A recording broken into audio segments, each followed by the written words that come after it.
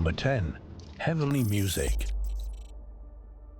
One of the most extraordinary temples in the world is found near the village of Hampi in southwestern India. The Vitala temple is not only stunningly beautiful, but also has 56 pillars sculpted to look like musical instruments. And if they are gently tapped, they actually produce the sounds of string, percussion, and wind instruments. And, as if that weren't astounding enough, if the pillars are struck with a piece of sandalwood, they produce the first 4 notes of the Indian musical scale, Sa, Re, Ga, Ma. Vitala was the reincarnation of Lord Vishnu, and the music is dedicated to him. But how this heavenly sound is produced is a complete mystery. Number 9. UFOs. Since 2013, over 100 sightings of UFOs have been reported at Konga Pass near Ladakh, close to the Indian-China border.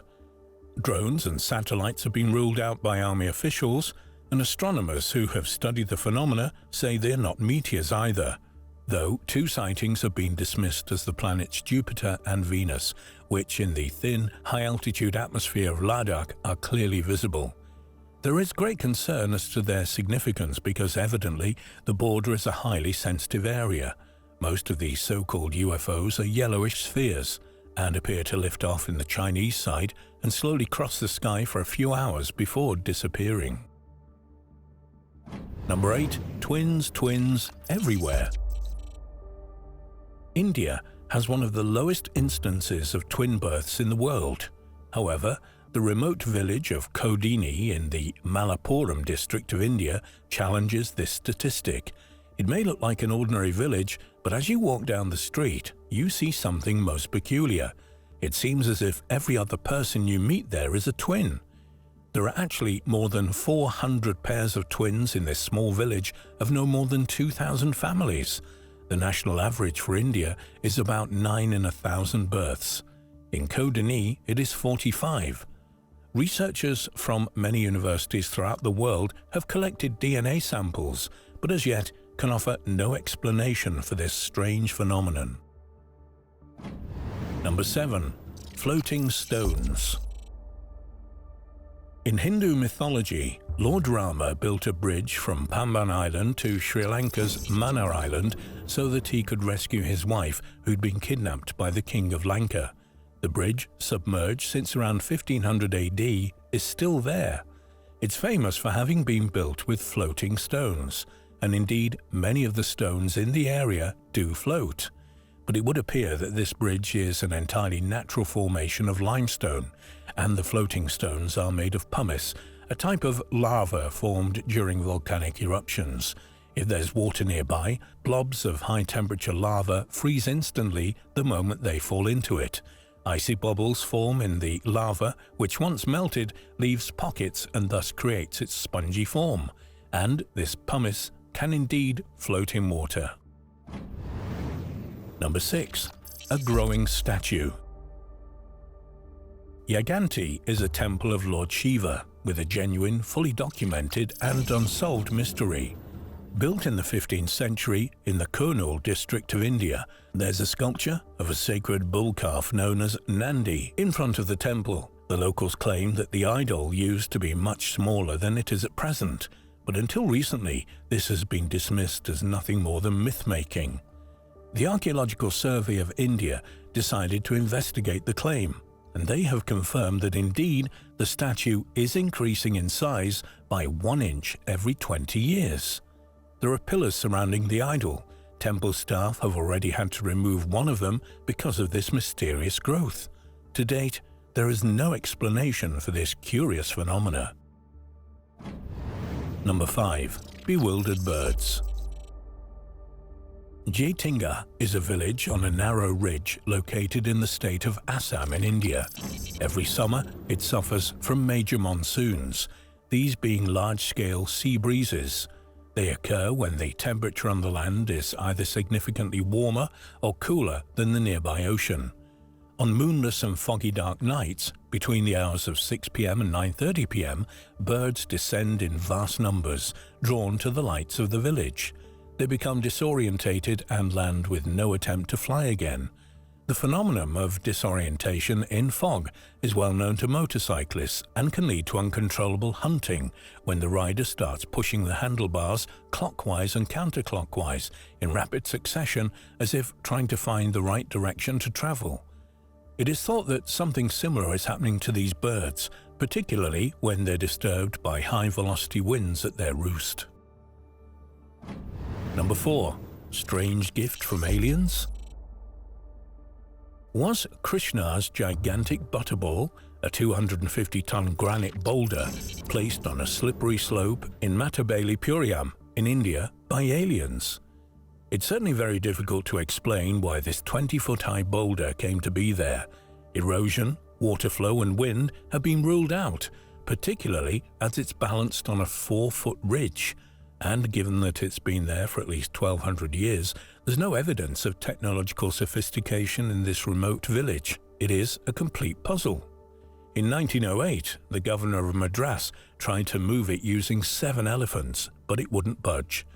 Although it's popularly known as Krishna's gigantic butterball, this name was invented by a tour guide in 1969.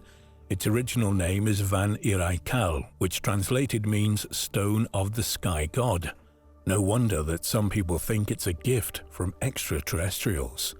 Although that is, to put it politely, somewhat unlikely, no explanation has ever been found for the existence and location of this remarkable lump of granite. Number 3. Showing off. Virupadra Temple, known as the Lapakshi Temple, is one of the most beautiful architectural structures in India and was built in the 16th century on a granite hill which almost perfectly resembles the shape of a tortoise. The temple is laid out in 3 parts: the assembly hall, an antechamber, and the main part, the Sanctum Sanctorum. The entrance to the Sanctum Sanctorum has sculptures and paintings over every inch of its ceilings, walls, and columns. Its 70 pillars are decorated with representations of divine beings, musicians, dancers, saints, and 14 avatars of the goddess Shiva. Amongst them, there is a mysterious pillar. Its base does not touch the floor. This amazing piece of architectural brilliance has provoked much speculation. Initial thoughts were that if it had touched the ground, it might have distorted the roof and nearby pillars. However, it's now thought that it was done intentionally to demonstrate the technical genius of the architects and builders. Some believe that by sliding blessings written on paper beneath the pillar, good fortune will come their way. Number 2. All hail the goddess. It's sometimes said that nature is cruel, but nothing could prepare anyone for the bizarre discoveries at Rupkund Lake, popularly known as Skeleton Lake, in the Chamoli district of northern India. 16,000 feet above sea level is a frozen lake that was full of skeletons. In 1942, having heard about it, the British government was gravely concerned. Fearing a Japanese invasion into Europe, they presumed that the skeletons were the remains of Japanese soldiers, a front guard of more to come. However, on close inspection, scientists realized that the bones were not from Japanese soldiers. The bodies dated from around 850 AD. All of them had died in exactly the same way, from blows to the head. Close inspection ruled out weapons. It was bewildering. But the mystery was solved when researchers heard about a traditional Himalayan folk song. It tells of a goddess who was so angry people had trespassed on her mountain that she flung hailstones at them that were as hard as iron. In 2004, scientists came to the same conclusion. All 200 had died from a severe and sudden hailstorm. Number 1. Spooky. There's a 17th century fort in the state of Rajasthan, India, that is so spooky that the authorities have put up a notice prohibiting anyone from entering before sunrise or after sunset. This is the mysterious Bangar Fort. Architecturally, the fort is beautiful with temples and gardens that are open to the public. However, tourists frequently complain of a creepy, heavy feeling that descends upon them as they enter the fort. There are even stories that in the past, visitors in the night had disappeared and never heard of again. According to legends, it certainly has a rather dark history. a powerful monk called Baba Balak Nath ordered that no house in the precincts of the fort could be taller than his, and that, if the shadows of those houses fell upon his, the entire fort town would be destroyed by the gods. In another legend, a black magic wizard named N.K. Sinhai fell in love with the princess. He gave her a love potion, but she refused it and threw it on a boulder that rolled and crushed the wizard to death. But before he'd handed her the potion, he'd said that if she refused it, all the townsfolk would die. And shortly afterwards, the fort was invaded by the Mughals and all the inhabitants were killed. It is said that the ghosts of the wizard and princess haunt the fort, hence the disturbing atmosphere that visitors have reported. The top 10 lesser-known pyramids.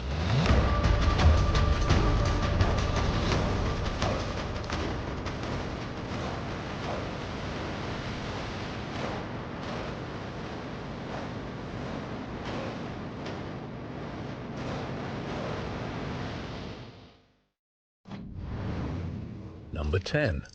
The Bent Pyramid. Most of the pyramids we know are perfectly pyramidal, but what about the bent one? Most of the pyramids in Egypt have sides that are angled typically at about 51 degrees. However, the one built for Sneferu, who reigned from 2613 to 2589 BC, is most peculiar. It's often called the Bent Pyramid. Its other names are rhomboidal or blunted pyramid. Halfway up, the angle of inclination changes from 55 to 43 degrees. Was this a deliberate innovation in pyramid design? Probably not. It appears to have been modified during its construction. There is evidence that its accretion layers were unstable. In the accretion method of building, a solid central core was first constructed. Then it was expanded by the addition of small, rectangular blocks that tilted or leant inwards against the main core. And to stabilize the Sneferu pyramid, the builders simply made the upper half less steep. There were other construction issues with the pyramid too. It appears that the architect was experimenting, to put it politely. Perhaps saying that he didn't quite know what he was doing would be more honest. Archaeologists are of the opinion that, as it was the largest pyramid built to that date, they hadn't quite got the hang of it. Number 9. Seashell Pyramids. Pyramids are fairly common throughout the world. This has led some to think that these cultures shared their ideas. However, in truth, a pyramid shape is the easiest way to construct a tall structure, so it's likely that each culture evolved the style independently. Certainly, there is no strong evidence of shared cultures, though there are very interesting speculations. There are also vast differences about how the pyramids were constructed in different parts of the world. For example, the Brazilian pyramids, older than the European ones, were constructed from seashells. Some took centuries to build as the process was so onerous. Sadly, fewer than 10% of these remain. They were mistaken for rubbish dumps of discarded shells and simply cleared for road building. Number 8. Pure folly. Most of the Egyptian pyramids were tombs and monuments built to honor a deceased pharaoh, a source of national pride and sadness at the loss of a king. But there's one that is more likely to raise a smile than a tear. This belongs not to a noble pharaoh, but to an eccentric Englishman in the late 1700s. His name was John Fuller, but he was better known at the time as Mad Jack Fuller. In 1777, aged 20, he inherited large estates in Sussex, England, and several Jamaican plantations. Rich at last, he let his enthusiasms run riot. He became a member of Parliament and would ride there in grand style with heavily armed servants. He was a drunk and often let his temper get the better of him. In 1810, he insulted the Speaker in Parliament, a kind of political referee, by calling him the insignificant little fellow in the wig. He was seized by the sergeant-at-arms and expelled from the building. His passion was for follies, utterly pointless buildings that looked fun or grand. On his lands, he built a classical temple, a tower, an obelisk and a spire. The spire came about because he once bragged that he could see the spire of the local church from his estate. He couldn't, and because he hated to be wrong, he just built an exact replica in his grounds to prove that he could. But his most peculiar folly was to build a pyramid on the estate to house his body.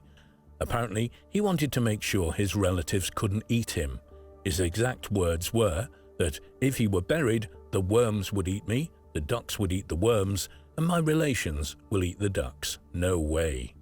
It's rumored that he was interred at a beautifully arranged table in a full dinner suit with a bottle of fine claret beside him. Renovations in the 1980s unfortunately proved this to be just one of his many jests. Number 7. The Goddess of Victory. If someone mentions Nike, it's likely they're referring to a shoe. But Nike, in ancient Greek culture, was actually the goddess of victory. After the First World War, a pyramid was built in the US with the goddess Nike perched on top, signifying the victory over the German armies. And of what was the pyramid constructed? Captured German helmets. These pointed helmets, known as Pickelhaube, were gathered in huge quantities, 12,000 in total, to make the pyramid as the centerpiece of a fundraising campaign to help pay off the national debts accrued during the war. Number 6. Grim Pyramids. In 1884, attendees of a science conference in the US proposed that the Egyptian pyramids were actually natural hills with the stones placed upon them. This idea came from Herodotus, the respected Greek historian who lived in the 5th century BC. They were ridiculed for this proposal. However, they would have been correct if they'd been referring to most of the pyramids in Central America or Mesoamerica. The pyramids of La Queimada are set into the hills. One of them, the votive pyramid, had a small temple at the top where votive offerings were left for the gods. Another one, the sacrificial pyramid, was as grim as it sounds. Human sacrifices were made there. The victims' bodies were thrown down the wooden steps and eaten. During the sacrifice, the heads were cut off, drilled, and displayed on stakes on the pyramid. It makes modern-day religion seem quite tame in comparison. Thank goodness. Number 5. The Power of the Pyramids. Do pyramids have special powers? In 1990, Moscow scientist Dr. Alexander Golod began building pyramids, following years of research into their possible mysterious powers. He theorized that they have energy forces that bring benefits to humans and the environment. His structures are modern and made of fiberglass. The largest was over 150 feet tall and weighed 55 tons. He makes quite a number of claims that immune systems are boosted, medicines become more effective with fewer side effects, agricultural seeds show a 30 to 100% increase in yield, they repair the ozone layer, viruses and bacteria are less pathogenic, radioactive materials become inert, and, following experiments in Russian jails, that prisoners become less violent. Although he had a huge following in Russia, no other scientists have replicated his results, and they obviously don't have any beneficial effect on the weather, as, in 2017, his large one in Moscow was destroyed by a storm. Number 4. Upgraded Pyramids. The Egyptian pyramids were mostly built from limestone, numalite for the main construction and tura for the covering. The Romans decided that concrete would be better. Roman concrete is incredibly strong, made, as it is, from volcanic ash. The pyramid of Gaius Cestius was built between 18 and 12 BC and is much steeper than any Egyptian pyramid as a result of using concrete. Not much is known about Gaius Cestius, except that he was a magistrate and a member of the powerful Septemviri Epulorum, who, as one of the 4 religious corporations of ancient Rome, organized feasts and banquets at festivals and games. Number 3. A different angle of pyramids. The Romans weren't the only ones who built steep pyramids. The Nubian pyramids have sides that are inclined at an astonishing 70 degrees. In fact, it's thought that Gaius Castius got his ideas whilst on campaigns in the Middle East. There's a huge number of pyramids in Nubia, a region between Khartoum in central Sudan and Aswan in southern Egypt.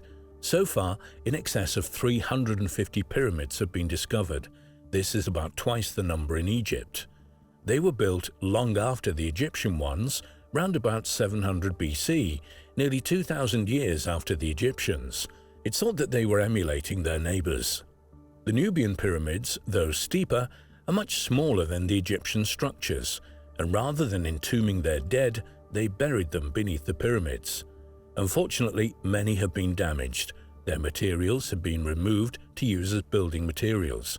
Fortunately, though, they're now protected after the 5 sites were declared UNESCO World Heritage Sites. Number 2. Avoid this one. It's possibly not a good idea to visit a pyramid in a minefield. That is the fate of a pyramid near the second greatest ancient city of Cambodia, Ko Ker. It was originally the capital of the Khmer Empire, but is less visited than the more famous Angkor Wat, because it's hidden in dense forest and under the ground, has thousands of leftover mines from the 20th century conflicts. If you do visit and survive the mines, you'll find a magnificent pyramid there. Mortar wasn't used. It's held together by the weight of the huge blocks of stone used in its construction. Some researchers believe that there's a hidden entrance that leads underground to the pyramid, but until that's found, visitors have to use wooden steps that have been recently added to replace the stone ones that have been damaged. Number 1. Prosaic pyramids. Most pyramids have quasi-religious connotations, but ones built in ancient Greece appear to have had a very different use. They were first described by the ancient Greek writer Pausanias, who in the 2nd century AD wrote, "On the way from Argos to Epidaurus, there is one on the right, a building made very like a pyramid, and on it in relief are wrought shields of the Argive shape. This one appears to have been destroyed, but at Hellinikon there are ruins of a similar structure." The decorations described by Pausanias give the clue as to their use. They were built on defensive sites and simply housed guards who were on watch duty. Just a guard hut, but an impressive one nonetheless.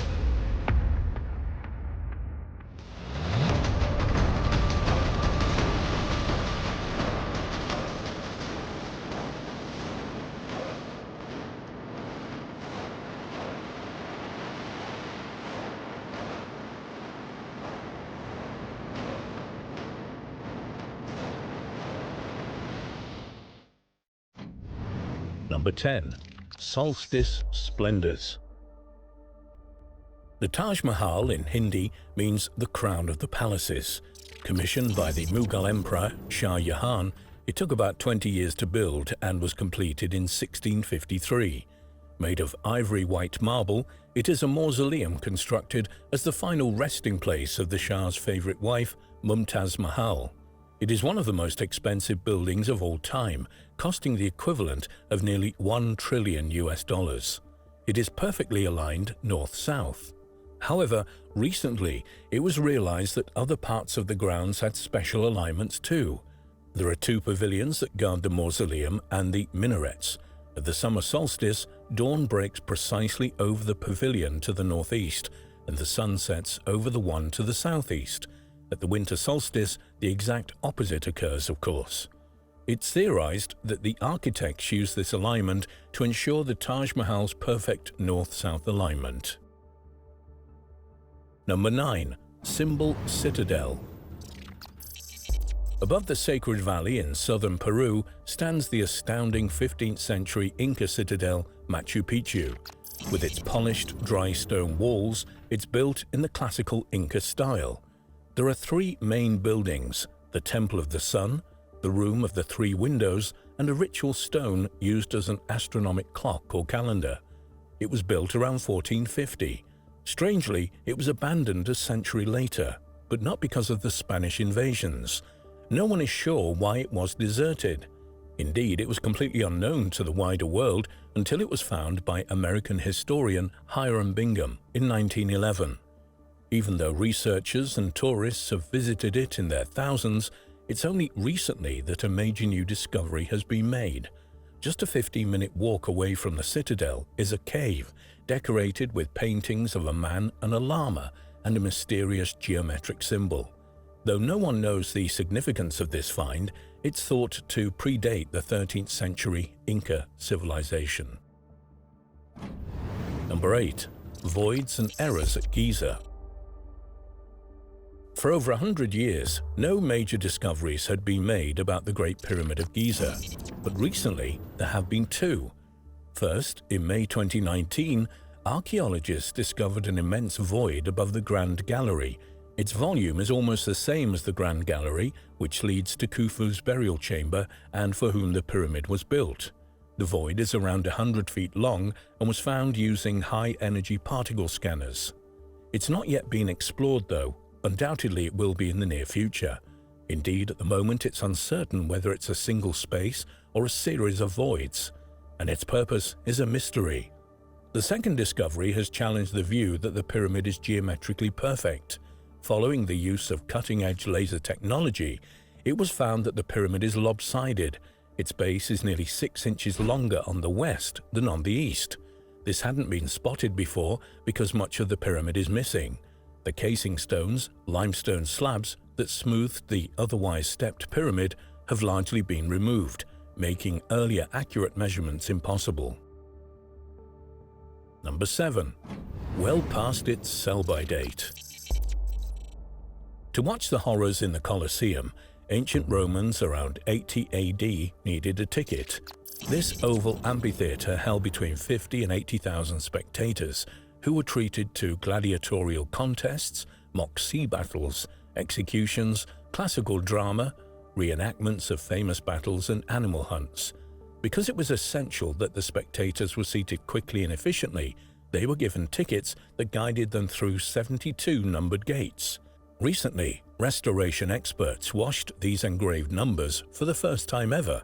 To their surprise, they found that they were coated with red paint made from iron oxide and clay. It's amazing to think that despite having been exposed to the elements for 2 millennia, the paint looks almost new. Number 6. More powerful than assumed. The legendary ruler King Minos gave the ancient Mediterranean civilization of Crete its name, the Minoans. According to the myths, King Minos commanded the architect Daedalus to create a labyrinth within his palace to house his fearsome half-man, half-bull Minotaur, and to ensure that anyone who entered would not find their way out again unguided. Knossos, which dates from about 7000 BC, is the oldest city in Europe. Within the metropolis is Crete's most famous structure, the Palace of Knossos. Recent excavations have shown that the city is 3 times larger than was previously thought. Newly discovered graves have been found, many of them containing imported goods of great value and rarity. It's now believed that Knossos was a major trade hub of the ancient world, as these items come not only from nearby Greece, but also from Egypt and Mesopotamia, or as it's now known, the Near East. Number 5. Animal-aided excavations. Recently, a burrowing badger dug up a crematorian urn near Stonehenge on Salisbury Plain in southern England. Archaeologists rushed to the site and found a Bronze Age grave, dated possibly to around 2000 BC. Apart from the cremated human remains, they found a copper chisel with an ornate bone handle and bronze saw. The deceased appears to have been an archer, as it also contained an archery wrist guard and shaft straighteners. All were in near perfect condition, despite being about 4,000 years old. Number 4. Veterans tidy up. The Stonehenge badger was a comparatively skilled excavator, certainly compared with a 70-den strong colony living just a few miles away. These amateurs left their finds strewn all over the place. This presents a problem for archaeologists who like to map all their finds. Fortunately, a team of military veterans was brought in to take over from the badgers. This proved to be a great success. They found the 6th century remains of 27 Anglo-Saxon warriors buried with jewelry, bone combs, spears and knives, a remarkable and rare find. Number 3. Protesters ensure site's ruination. Over 4,000 years ago, prehistoric Bronze Age Britons built a ritual burial site on the coast of Norfolk. It was a timber circle of 55 split oak trunks that had an upturned tree root at its center. Its function seemed a little gory. It appears to be a mortuary enclosure for excarnation, the ancient practice of stripping the flesh from a body before burying just the deceased skeleton. Seahenge, as it was nicknamed in 1998, though properly known as Home 1, became not just the site of an ancient burial, but also of modern protests, led by neo-pagans and New Age movements. Over the millennia, the wooden structure had been preserved beneath the mud. Unfortunately, in recent times, the mud had shifted, and it was exposed to corrosive oxygen and salt water. English Heritage wanted to remove Seahenge and treat the wood. The protesters claimed spiritual ownership of the site, claiming that removing it would be an insult to the ancient religion and its followers. Eventually, English Heritage won, and after many years of specialized treatment, it is now on show at the nearby King's Lynn Museum and open to the public. Recently, a second, older ring has been discovered nearby. Home 2 is at least 100 years older than Seahenge, and it's thought that the two were used together. Unfortunately, it is deteriorating and will not last much longer as English Heritage, bruised by the previous controversy, refuses to have anything to do with it. Number 2. Wat? New discoveries. Angkor Wat in Cambodia is one of the world's largest religious monuments and was built in the early 12th century as the center of the Khmer Empire. In 2012, the foundations of an entire city were unearthed, including 8 towers, a spiral and concealed paintings. The spiral is like nothing ever found before. It's made of sand and nearly a mile long and flowing in rectangular lines. The paintings cannot be seen by the naked eye.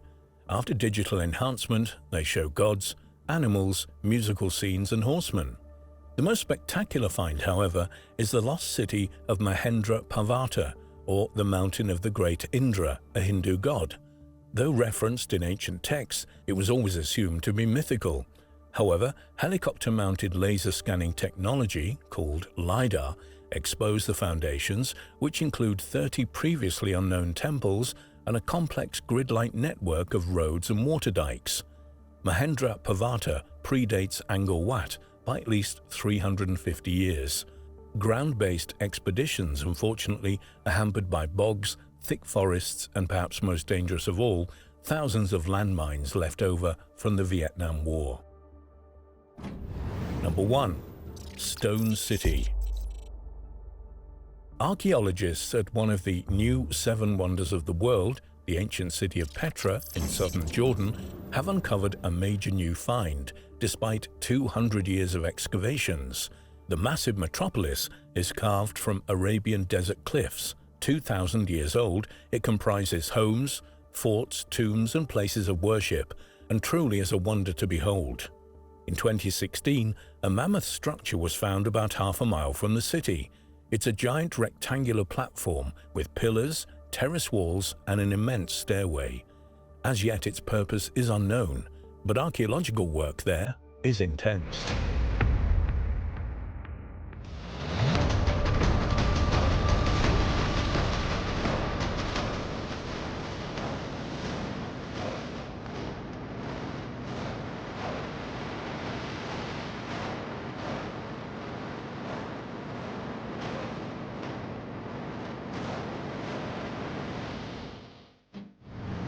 Number 10. Planning permission denied. Plans to construct a nursery in the Arnona district of Jerusalem came to an abrupt halt. In that ancient city, you only get planning permission once antiquity officials have visited to ensure that the site has nothing of archaeological significance. But it had. Once exploratory excavations had started, the site turned out to have been a mikvah, an ancient Jewish ritual bath around 2,000 years old. The walls, coated in plaster and mud, were etched with images, mysterious symbols, and, to the archaeologist's delight, some ancient Aramaic script, which as yet has defied translation. The images include a boat, palm trees, and a menorah, a 7-branched candelabrum. This is an extremely rare finding, dated as it is from the end of the Second Temple period when the Romans destroyed much of Jerusalem and its temple. Number 9. Bad tenants beware. 2,200 years ago, a group of young Turkish men decided to rent out a property that they'd inherited in Teos. Nowadays, leases are typically in electronic form or printed on paper, but not back then. Extraordinary as it may seem, the details were chiseled onto a stone stela, standing 5 feet tall and erected at the site's Dionysus temple. These students, or Neos, were a strict bunch, because in addition to the names of the tenants and witnesses, the occupation rules were listed along with severe punishments that would be meted out for missed rent, inappropriate use of the building, or damage to it. They also insisted on a vacant possession of their property 3 days a year, without rebate. This carved rental agreement is the only such example found anywhere in the world and gives researchers a rare insight into the early Mediterranean society and its draconian laws. Number 8. Philip was here. Some things never change. Nowadays, it's not uncommon that when a location is visited by a major dignitary or celebrity, some kind of plaque or memorial will be made in their honor. The same thing happened in antiquity. The Romans built forts throughout Bulgaria. Indeed, the famous Sostra fortress has been studied since 2002 by the Bulgarian National Museum of History. It housed up to 1,000 soldiers, according to the base of the statue found nearby. Eventually, the fort grew into a major town with a civilian population. In 2016, a roadside pillar was discovered nearby with 19 lines of Latin on the 7-foot-tall object. According to the inscription, it was erected to honor the Roman Emperor Philip the Arab and his son Philip the Younger. It's assumed that the emperor had visited the site around 244 AD as he traveled across the Balkans to solidify his command. Number 7. Symbols in the Land of Plenty. The Kayamoks are an indigenous people who, for thousands of years, occupied the shores of eastern Vancouver Island on the west of Canada. They call that area the Land of Plenty. They had a sophisticated culture which included masked dances and rhythmic songs. In 2015, their modern council, known as the Comox First Nation or Comox Indian Band, gathered for a barbecue in the Comox Valley. Following their traditions, they started to dig a roasting pit, and they were surprised to find that they were excavating large numbers of ancient seashells. They realized that they'd stumbled upon something of historical significance. The following year, a team of archaeologists began a formal excavation. They found not just shells, but over 80 mysterious flat stones and tablets, along with clear evidence of a long-lost village. Each stone was inscribed with a symbol, including images of a feather, a tree, and what is known to be a fertility symbol. Experts are trying to decipher the inscriptions, but with their being over 2,000 years old and badly worn, this is proving very difficult. Simon Fraser University is hopeful that, following laser scanning, the mystery will be solved. Number 6. Ancient Messages of Love. In 1962, American country-style rock and roll duo the Everly Brothers released a song, That's Old-Fashioned, with the line, "And we carve our initials in the old oak tree." They certainly weren't the first and certainly won't be the last to do that. But if you're on an island, more or less devoid of trees, what do you do when you and your lover want to declare your love and make your mark? Answer: carve it into the rocks. And that's what happened at least 2,500 years ago on the Greek island of Astipalaya. The island is largely made up of dolomite limestone, a fairly soft mineral that makes up about 2% of the Earth's crust and is commonly used after crushing, treating and purifying as a medicine to neutralize stomach acid. Apart from quite a few rather explicit drawings, the lovers on this island have written charming messages about their mutual affection. The standard of literacy is quite remarkable, showing that, in ancient Greece, ordinary folk were more highly educated than previously thought. Number 5. One word, a vital clue. In 2016, archaeologists found a broken stela in the Krasnodar region of Russia. They were a bit puzzled. The pillar was made of marble, which is not native to the region. The site was originally called Phainagoria, an ancient Greek colony, founded in the 6th century BC. The city was immensely important as it was the economic and cultural center of the Black Sea territory. It is known to have been destroyed in the 10th century AD by Viking invaders from Scandinavia, known as the Rus, and possibly the source of the name Russia. Archaeologists have successfully translated the ancient Persian script. It praises King Darius I's victory over Greece's attempts to subdue his country, Persia, in 494 BC. No one was sure where the Greek resistance had been crushed, and the script held the answer. It was Miletus, a city in present-day Turkey. It is presumed that the stela was erected in Miletus, where marble is found, and sometime later transported to Phainagoria, probably as nothing more than a ship's ballast. Although it had an ignoble end, it has revealed important clues for historians of ancient Greece and its struggles against disruptive colonies. Number 4. Who was Gargilius Antigus? To historians interested in ancient Rome, Gargilius Antigus is a familiar name. It was known that he ruled part of the Roman Empire. But which part? No one knew. That is, until very recently, when archaeologists found a huge rock underwater off Israel's Mediterranean coast. Several lines of Latin were inscribed on what appears to have been the base of the statue. They specifically mentioned Antigus as the Roman governor of Judea in around 130 AD. This was just before the famous Bar Kokhba uprising, the Jewish revolt against Roman rule that occurred in the years AD 132 to 136. So that mystery is solved. He ruled Judea. Number 3.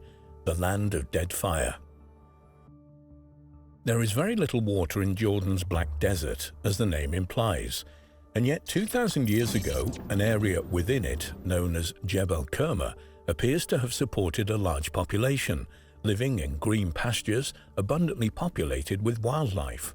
Recently, rock etchings have been uncovered in their thousands that are inscribed with drawings and text that tell of this distant, verdant past. The script is called Sophiatic, which is related to Old Arabic, but a nightmare to figure out because there's little consistency in letter shapes, spelling, or grammar. Some etchings are just people's names. Some express concern about loved ones who are missing in battle, and one suggests that there was tension between the Jebel Kerma society, their Nabatean neighbors, who built the beautiful city of Petra. It says, "I am on the lookout for Nabateans." The petroglyphs, or rock art, show images of lions, antelopes, horses, and ostriches. Myriad heaps of charcoal clearly indicate the existence of water, as this shows that trees must have existed here 2,000 years ago, though no one is sure why this area dried up so dramatically. Number 2. Words or symbols. Until 2003, it was thought that the written Chinese language was created about 3,600 years ago at the tail end of the Shang dynasty. Characters were found carved into animal bones, which became known as the oracle bones.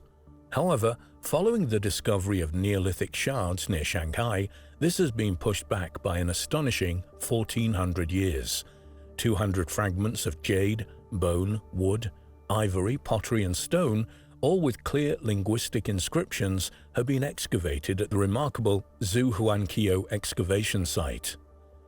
Number 1. Writings on the wall. Europeans have always been accused of bringing death and destruction to the lands they conquered.